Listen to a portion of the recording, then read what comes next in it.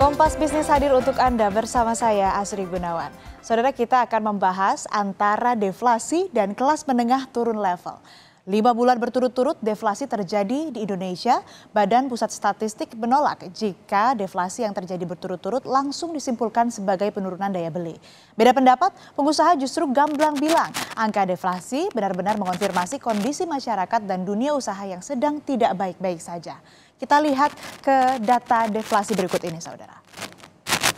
Nah, 5 bulan berturut-turut dengan tone yang sama, BPS bilang bahwa deflasi terjadi karena harga barang yang turun dan melimpahnya pasokan. Perlu studi mendalam yang mengonfirmasi bahwa daya beli bukan biang kerok deflasi. Berikut pernyataan pelaksana tugas Kepala BPS Amalia Adininggar Widyasanti. Di masyarakat kita harus melakukan studi yang lebih dalam. Ini karena terjadi penurunan harga dan juga ini adanya dipengaruhi oleh mekanisme pembentukan harga di pasar, baik dari sisi, terutama dari sisi supply atau sisi penawaran, sehingga harga yang diterima oleh konsumen itu kan relatif turun karena supply-nya meningkat. Data berikutnya, saudara, sejak pandemi jumlah kelas menengah di Indonesia turun drastis. Padahal di awal pemerintahan Presiden Joko Widodo, jumlah kelas menengah ini melesat cepat dari 39 juta jiwa menjadi 60 juta jiwa atau 23% dari total penduduk. Tetapi lihat datanya di tahun 2023 langsung turun drastis ke 52 juta jiwa. Pengusaha tidak mau menganggap ringan data deflasi yang terjadi.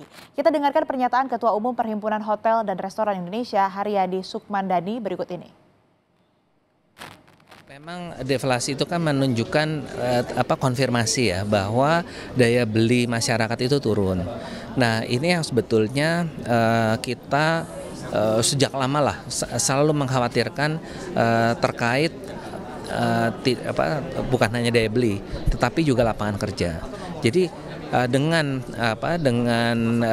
menurunnya daya beli ini sebetulnya juga menunjukkan bahwa ternyata masyarakat kita itu tidak mendapatkan cukup kesempatan bekerja, dan itu juga bisa kita lihat dari jumlah iuran yang ditanggung oleh pemerintah pusat maupun daerah untuk jaminan kesehatan.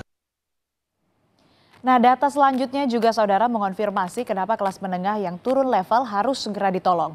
Kelas tengah berpotensi menjadi sandwich generation kalau mereka terus ditekan pengeluaran wajib seperti kenaikan pajak. Sumbangan kelompok ini terhadap pembayaran pajak mencapai 50,7%. Bisa jadi di kalangan kelas menengah ini rentan miskin suara. Harga tempenya sekarang berapa? Nah, ini akan semakin sering diucapkan ketimbang berapa pajaknya. Padahal mereka adalah objek kenaikan pajak seperti PPN. Data ini kami peroleh dari Susenas dan LPEM Universitas Indonesia.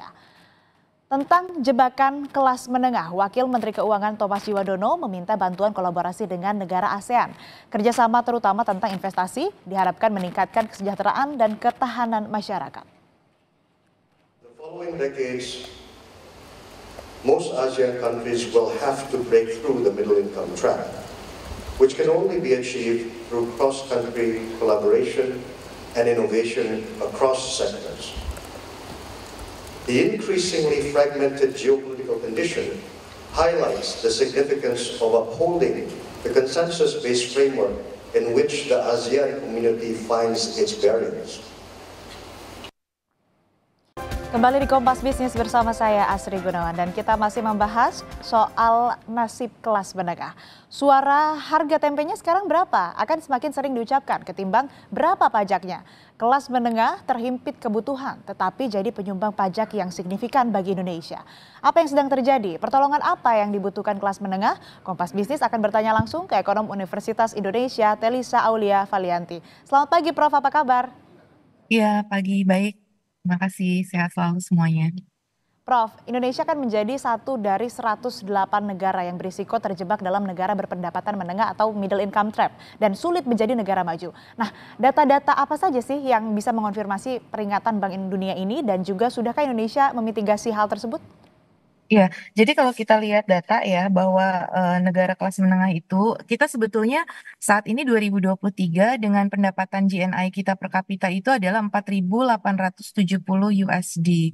Nah, itu berada pada rentang sebetulnya upper middle income. Jadi di data 2023 itu sebetulnya kita upper. Nah, 2020 karena COVID kita tuh sempat lower ya. Jadi sebetulnya kita di posisi upper middle income. Nah, tetapi kita kan menuju upper middle income tuh dari 4.500 sampai 14.000.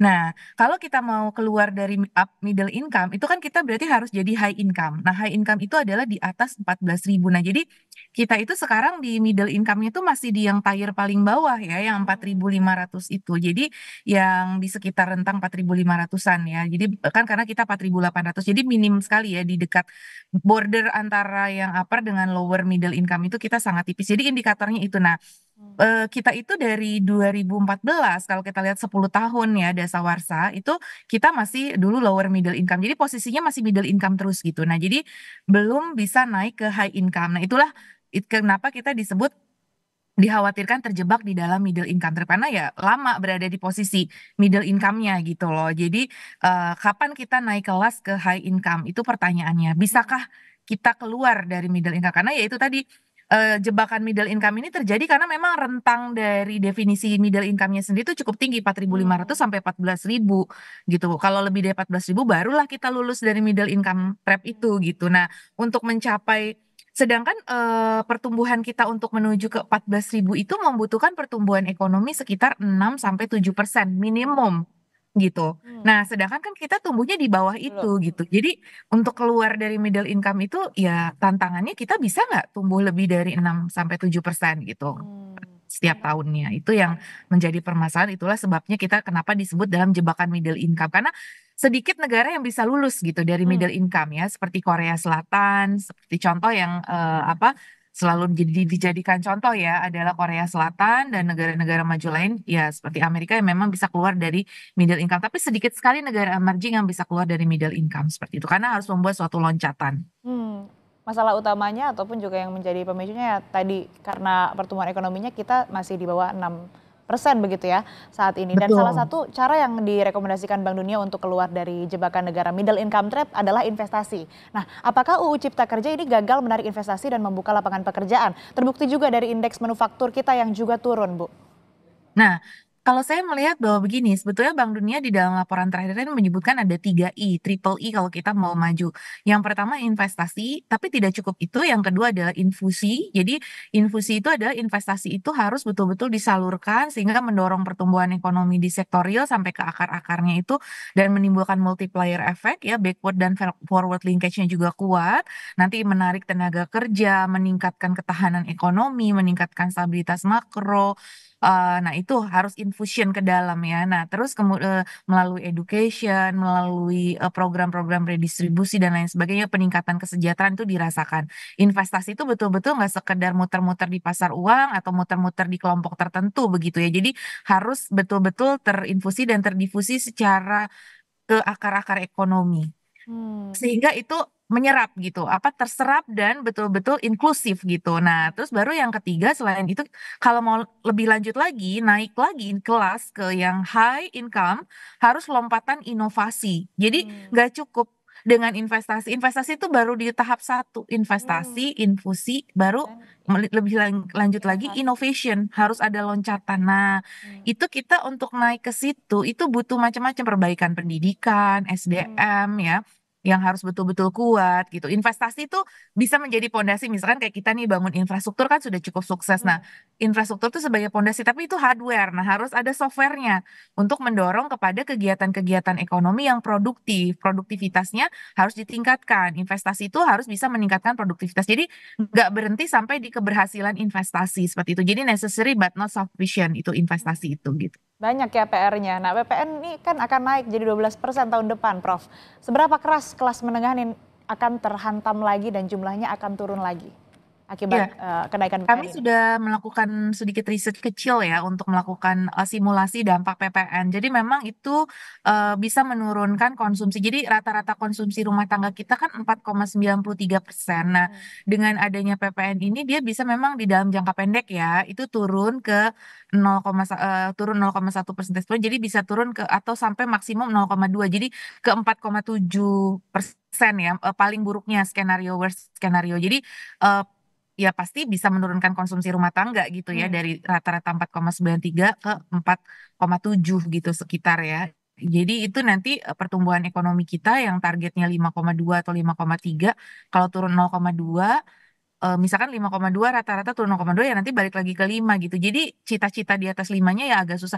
Tapi itu in the short run. Sebetulnya kan menaikkan PPN itu tujuannya adalah untuk dalam kerangka kita menaikkan tax ratio. Tapi kan bukan cuma PPN ya. Nah, tapi memang PPN itu impact ke masyarakatnya akan lebih tinggi dibandingkan dengan misalkan PPh untuk kelas atas atau untuk PPN barang mewah gitu. Kalau PPN umum kan semua barang yang tidak kategori mewah juga semuanya kena, termasuk kebutuhan-kebutuhan yang akan diakses oleh kelas menengah yang sifatnya kebutuhan pokok. Nah, nanti bersamaan dengan cukai minuman berpemanis. Jadi memang sebetulnya itu bagus ya, tetapi memang sesuai dengan kita pengen menaikkan tax ratio, tapi tadi momentumnya itu tepat atau enggak di tengah daya beli sedang melesu gitu kan. Hmm. Nah, sebetulnya PPN naik kalau misalkan pendapatan masyarakat juga naik, itu sebetulnya bisa terkompensasi. Jadi PR-nya di sisi labor marketnya juga bagaimana menyiapkan peningkatan pendapatan yang layak untuk bisa mengcover segala kenaikan biaya-biaya tadi. Nah, kalau produktivitas kita meningkat, sebetulnya pendapatan kita naik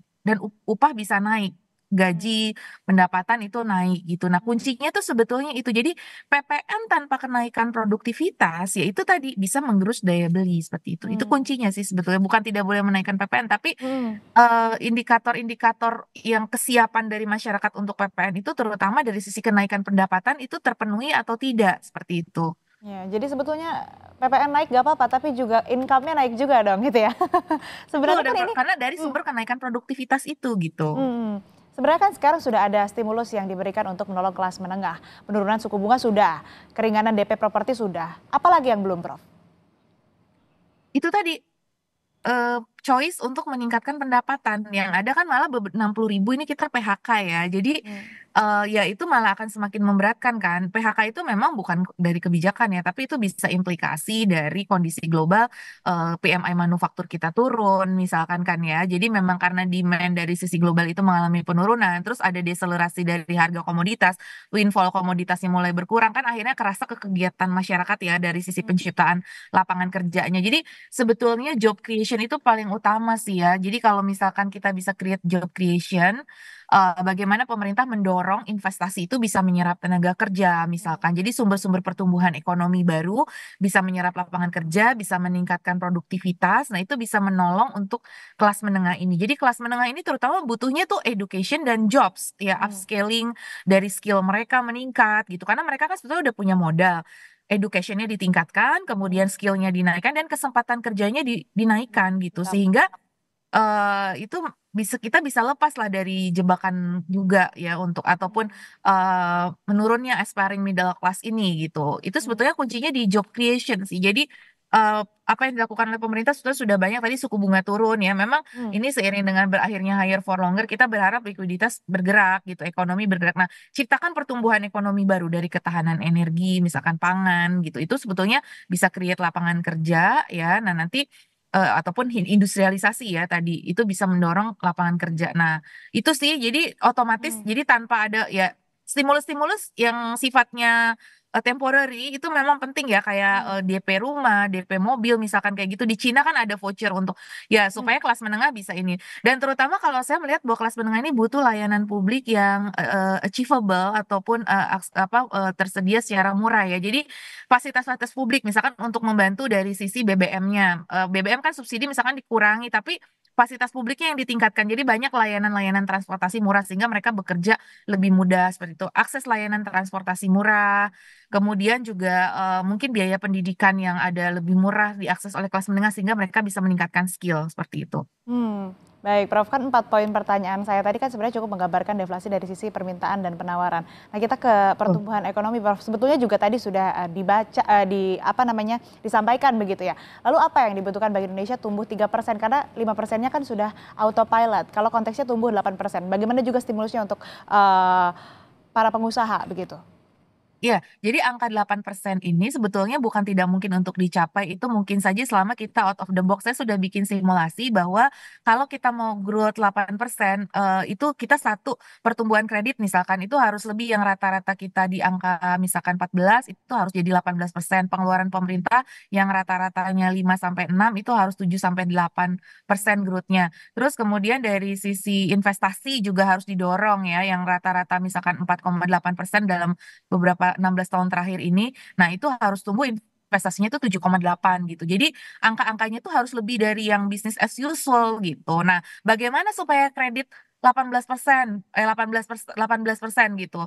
Nah, itu kan salah satunya adalah dengan ya tadi macam-macam ya financial deepeningnya harus kita lakukan efisiensi di sektor perbankannya sendiri untuk mengembangkan financial development agar akses kepada pengusaha itu juga lebih mudah ya. Jadi cost of fund pengusaha dalam kredit itu lebih mudah. Terus kemudian yang kedua sebetulnya kan sudah ada fasilitasi-fasilitasi kemudahan logistiknya harus kita perbaiki. Misalkan itu mau nggak mau terkait dengan sektoril ya, pengusaha itu bisa investasi expand itu kalau apa ada kemudahan dari sisi logistiknya misalkan. Nah, logistik cost kita perlu terus ditingkatkan dengan modal infrastruktur kemarin. Bagaimana logistik itu sebetulnya sudah turun tapi di beberapa performance seperti tracking dan tracing itu di LPI kita, Logistic Performance Index itu kita 2023 kan mengalami penurunan. Nah, itu harus diperbaiki gitu. Kalau pengusaha tuh intinya kan dapat kredit yang murah, perizinan yang mudah, terus kemudian juga logistik ya, terutama itu juga sangat penting untuk mendukung kegiatan usaha seperti itu. Jadi environment-nya memang disediakan, tapi itu possible selama tadi angka-angka tadi udah ada ya simulasinya kita. Cuman bagaimana mencapai itu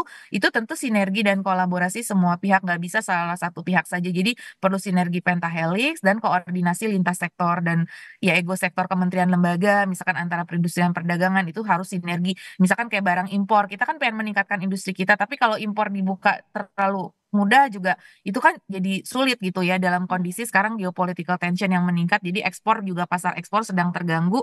Nah, itu kita mau nggak mau nih pasar domestik harus kita kembangkan misalkan. Nah, itu yang dan hilirisasi industri itu bukan sekedar jargon tapi betul-betul kita bersama gimana industri ini menjadi pendorong untuk kita keluar dari middle income trap tadi. Baik, artinya kan bunga pinjaman murah juga tidak hanya dibutuhkan oleh masyarakat, tapi oleh pengusaha juga supaya bisa ekspansi atau membuka lapangan pekerjaan. Dan tadi yang disebutkan juga Prof, biaya logistik murah juga jadi poin penting untuk pertumbuhan ekonomi. Terima kasih Profesor Telisa Aulia Valianti telah bergabung bersama kami di Kompas Bisnis. Sehat selalu, Prof.